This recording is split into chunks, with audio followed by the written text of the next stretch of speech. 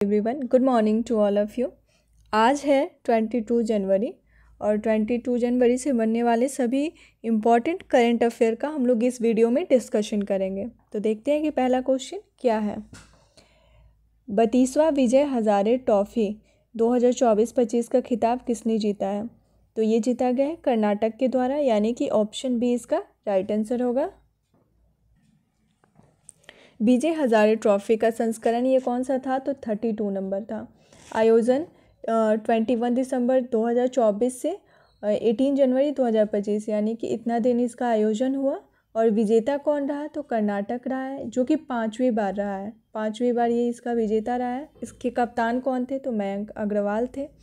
उप विजेता कौन रहा है? तो विदर्भ रहा है, जिसके कप्तान कौन थे? तो करुण नायर थे। तो विजेता को याद रखना होगा।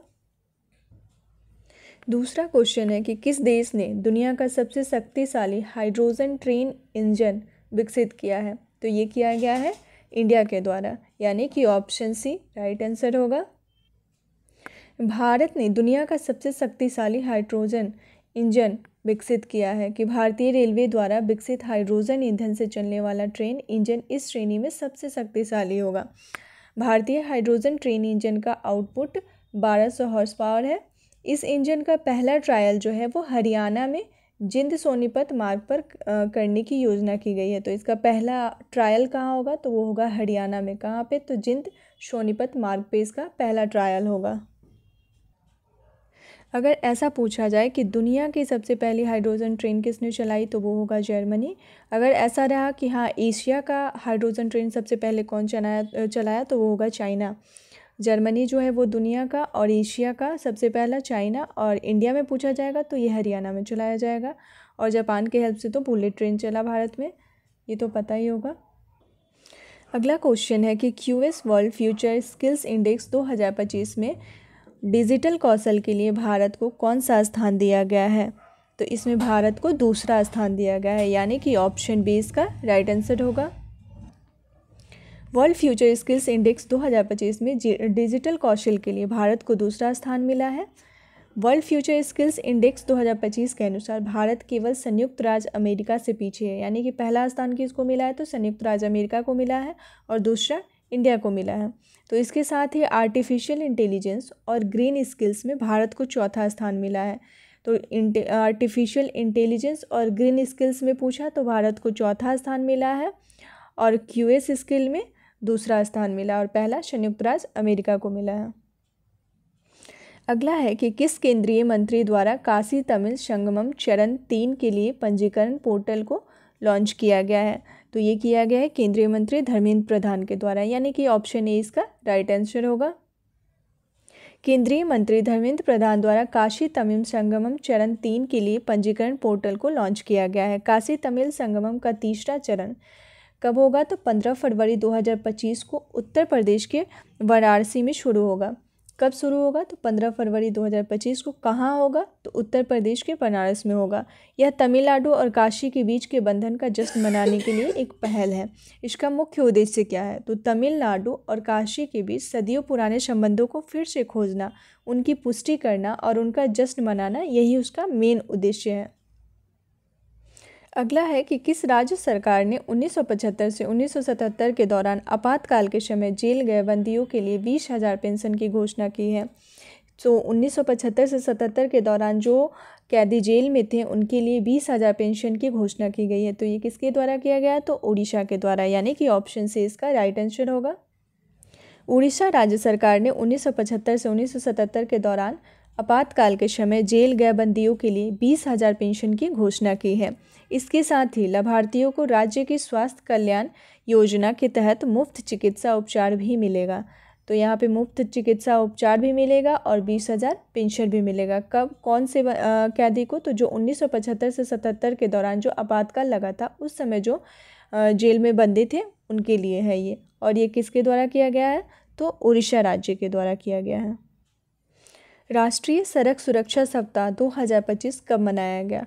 तो ये 11 से 17 जनवरी, यानी कि ऑप्शन सी इसका राइट आंसर है। हर साल 11 से 17 जनवरी राष्ट्रीय सड़क सुरक्षा सप्ताह मनाया जाता है। राष्ट्रीय सड़क सुरक्षा सप्ताह 2025 सड़क परिवहन और राजमार्ग मंत्रालय द्वारा हर साल 11 जनवरी से 17 जनवरी तक आयोजित किया जाने वाला एक महत्वपूर्ण कार्यक्रम है। यह सप्ताह सड़क सुरक्षा के बारे में जागरूकता बढ़ाने और सड़कों पर सुरक्षा सुनिश्चित करने के लिए सभी सड़क उपयोगकर्ताओं की साझा जिम्मेदारी पर जोर देने के लिए महत्वपूर्ण मंच के रूप में ये कार्य करता है। तो इसका क्या उद्देश्य है कि सड़क सुरक्षा के बारे में जागरूकता फैलाना इसका मेन उद्देश्य है, जो कि 11 जनवरी से 17 जनवरी के बीच में मनाया जाता है। अगला क्वेश्चन है कि किस देश ने हाल ही में ईंधन टैंकर विस्फोट में 77 से अधिक लोगों की मृत्यु हुई है? तो ये नाइजीरिया में हुई है, यानी कि ऑप्शन डी इसका राइट आंसर है। 60,000 लीटर पेट्रोल से ले जा रहे टैंकर पलटा, ईंधन लूटने पहुँचे लोग, तभी वहाँ विस्फोट हुआ। तो ये कहाँ पे हुआ है? तो नाइजीरिया में हुआ है, जहाँ की 70 से अधिक लोगों की मौत हुई है। ये हादसा जो है उस वक्त हुआ जब गैसोलीन ले जा रहा एक ट्रक अचानक पलट गया। इस ट्रक में क्या था? तो गैसोलीन था, जो कि पलटने से वहाँ विस्फोट हुआ और 70 से अधिक लोगों का मौत हो गया। तो ये कहाँ पे हुआ है ये घटना? तो नाइजीरिया में हुआ है। हाल ही में किस टेनिस खिलाड़ी ने सबसे अधिक ग्रैंड स्लैम मैच खेलने का रिकॉर्ड बनाया है? तो ये बनाया गया है नोवाक जोकोविच के द्वारा, जो कि ऑप्शन सी इसका राइट आंसर होगा। नोवाक जोकोविच ने रोजर फेडरर के सबसे अधिक ग्रैंड स्लैम मैच खेलने के रिकॉर्ड को पीछे छोड़कर टेनिस इतिहास में एक और उल्लेखनीय उपलब्धि हासिल की है। तो ये किसको हराकर बने हैं? तो रोजर फेडरर को हराकर बने हैं। सर्बियाई सुपरस्टार ने ऑस्ट्रेलियाई ओपन में क्वालिफायर जय में फारिया के खिलाफ दूसरे दौर की जीत के दौरान अपना 430 वन ग्रैंड स्लैम मैच खेला है। इसलिए ये क्या सबसे ज़्यादा ग्रैंड स्लैम जीतने वाले नोवाक जोकोविच बन गए हैं। तो यहाँ किसी भी एग्ज़ाम में जो भी खिलाड़ी होते हैं उनका पूछा जाता है कि किस देश से रिलेटेड है। जैसे रोजर फेडरर जो है ये स्विट्ज़रलैंड से है, और राफेल नडाल जो है ये स्पेन से है, और नोवाक जोकोविच सर्बिया से है, और कार्लोस भी स्पेन से है। तो राफेल और कार्लोस ये स्पेन से है, और नोवाक जोकोविच ये जो है ये सर्बिया से है, और रोजर फेडरर जो है ये स्विट्ज़रलैंड से बिलोंग करते हैं। अगला क्वेश्चन है कि किस देश के राष्ट्रपति को हाल ही में सफल महाभियोग के बाद गिरफ्तार किया गया? तो ये हुआ है साउथ कोरिया में, यानी कि ऑप्शन सी इसका राइट आंसर है। निवास के हिरासत में दिया गया था, तब वह अधिकारियों की हिरासत में उन पर पिछले साल 3 दिसंबर को मार्शल लॉ लागू किया गया था। ये करने के बाद विद्रोह के आरोप, जो कि 1980 के दशक के अंत में दक्षिण कोरिया को लोकतंत्रीकरण के बाद जो सबसे गंभीर राजनीतिक संकट था, इस कारण से इन्हें ऐसा किया गया है कि महाद्वीप जो है ये एशिया महाद्वीप में है। राजधानी क्या है? तो सियोल है। दक्षिण कोरिया की राजधानी क्या है? तो सियोल है। और वहाँ की मुद्रा क्या है? तो दक्षिण कोरिया वान वहाँ का मुद्रा है। अगला है कि QS world future skills index के पहले संस्करण में भारत का क्या स्थान है? तो इसमें भारत का स्थान 25वां है, यानी कि ऑप्शन डी इसका राइट आंसर है। जनवरी 2025 में क्वार्डिक्वेरली सिम्बॉन्स द्वारा जारी QS world future skills index 2025 में भारत की ओवरऑल रैंक जो है वो 25वीं है, जबकि फ्यूचर ऑफ वर्क कैटेगरी में भविष्य की कार्य श्रेणी में भारत को दूसरा स्थान मिला है। शेष देश कौन सा है? तो अमेरिका है, उसके बाद इंग्लैंड है, फिर जर्मनी है। ये 3 देश हैं। फर्स्ट पे अमेरिका है, सेकंड इंग्लैंड है, और जर्मनी जो है थर्ड पे है, और भारत का 25वां स्थान है।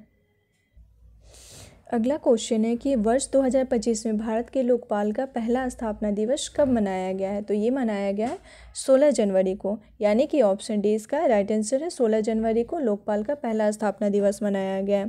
तो 12 जनवरी को क्या मनाया जाता है? तो राष्ट्रीय युवा दिवस मनाया जाता है। 12 जनवरी को राष्ट्रीय युवा दिवस मनाया जाता है, और फिर 15 जनवरी को भारतीय सेना दिवस मनाया जाता है। 15 जनवरी को भारतीय सेना दिवस मनाया जाता है। 16 जनवरी को अब लोकपाल दिवस मनाया जाएगा। भारत के लोकपाल का पहला स्थापना दिवस 16 जनवरी 2025 को मनाया गया है। पहली बार यह दिवस जो है वो मनकेशा सेंटर नई दिल्ली में आयोजित किया गया है। इस दिन 16 जनवरी 2014 को लोकपाल और लोकायुक्त अधिनियम 2013 की धारा 3 के कार्यान्वयन के साथ ही भारत में लोकपाल की स्थापना की गई थी। इसी दिन 16 जनवरी को ही किया गया था और 2014 में किया गया था। किस अधिनियम के तहत किया गया था? तो लोकपाल और लोकायुक्त अधिनियम 2013 के तहत किया गया था। इसलिए इस साल से 16 जनवरी को हर 16 जनवरी को लोकपाल दिवस मनाया जाएगा, क्योंकि ये पहला स्थापना दिवस है। इस समारोह में मुख्य अतिथि कौन थे? तो भारत के मुख्य न्यायाधीश न्यायमूर्ति संजीव खन्ना थे। और अब जो होंगे भारत के लोकपाल जो होंगे वो होंगे एम खानविलकर होंगे। एम खानविलकर हमारे लोकपाल होंगे, एम खानविलकर। प्रीवियस क्वेश्चन था कि किस राज्य में पलाश बिल्ली का पहला फोटोग्राफिक प्रमाण मिला है? तो ये मिला है हिमाचल प्रदेश में, यानी कि ऑप्शन डी इसका राइट आंसर है। हिमाचल प्रदेश में पलाश बिल्ली का पहला फोटोग्राफिक प्रमाण मिला है। और क्वेश्चन ऑफ द डे यानी कि आज का क्वेश्चन है कि किस देश में रैबिट फीवर के मामले तेज़ी से बढ़ रहे हैं? तो इस क्वेश्चन का जवाब आप लोग को हमें कमेंट बॉक्स में देना है। और अगर आप लोग को ये वीडियो पसंद आ रहा है तो इस वीडियो को लाइक और सब्सक्राइब करें और अपने दोस्तों के साथ शेयर भी करें, ताकि अधिक से अधिक लोग इससे जुड़ सकें। मिलते हैं फिर नेक्स्ट वीडियो में नेक्स्ट न्यूज़ के साथ। Thanks for watching.